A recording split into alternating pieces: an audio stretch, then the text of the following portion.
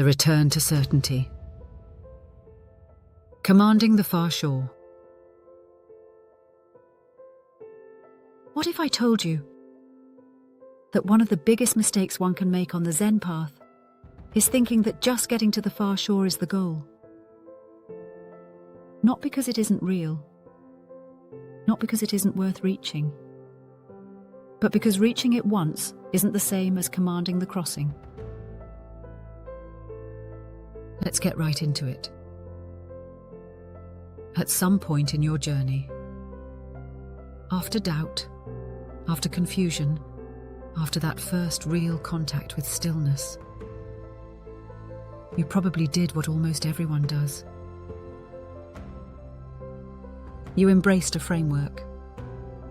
Maybe it was Zen, maybe Christianity, maybe philosophy, psychology, or some hybrid you built yourself. And that framework gave you something powerful.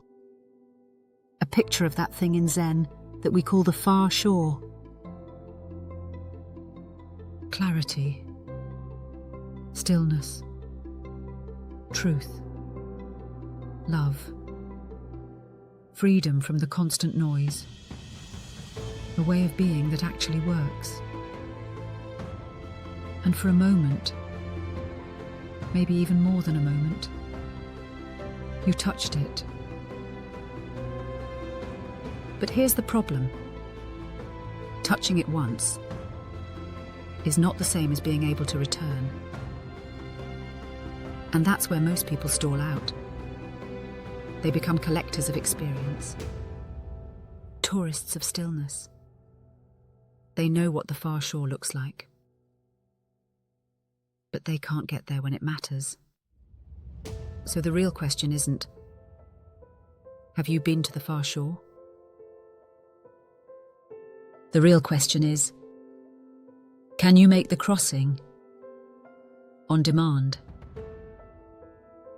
Because if you can't, then the far shore is still just nostalgia, or an accident waiting to happen.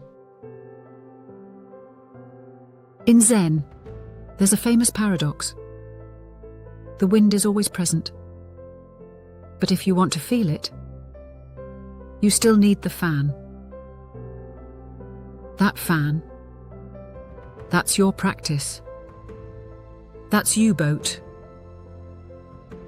Not as philosophy, not as identity, but as a method, a way to move from where you are to where you've already seen you can be.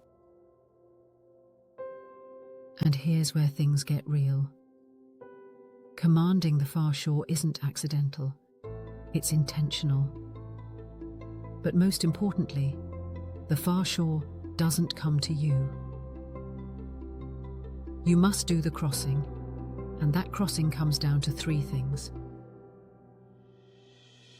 First, recognition.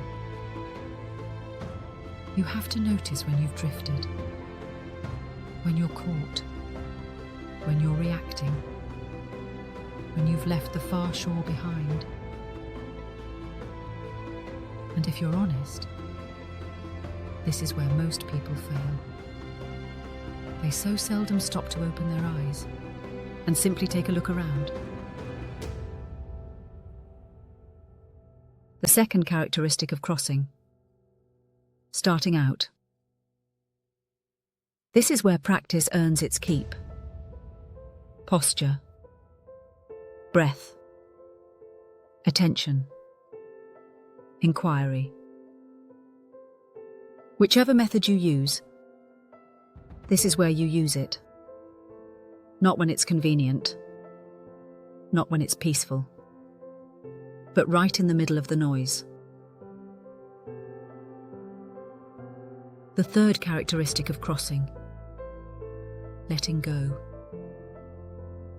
Starting out is one thing, even getting close, but getting there is another. And it always, ultimately, comes down to just letting go. Again, and again, and again. And over time, something shifts.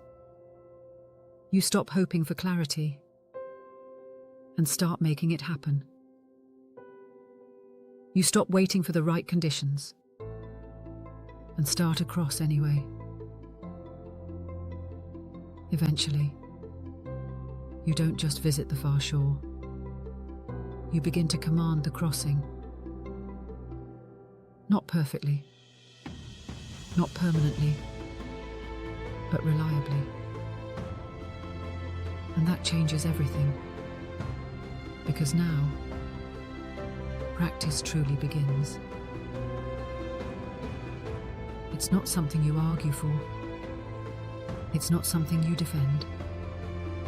It's something you do. Anytime you notice you've drifted, anytime the world starts to pull you apart, you know the way back. And here's the final turn. At some point, the distance between the shores begins to collapse. The crossing becomes so familiar, so immediate, that you start to see something strange. The far shore was never somewhere else. So the question is simple. You've contacted stillness. You've embraced a framework. Now ask yourself, can you command the crossing?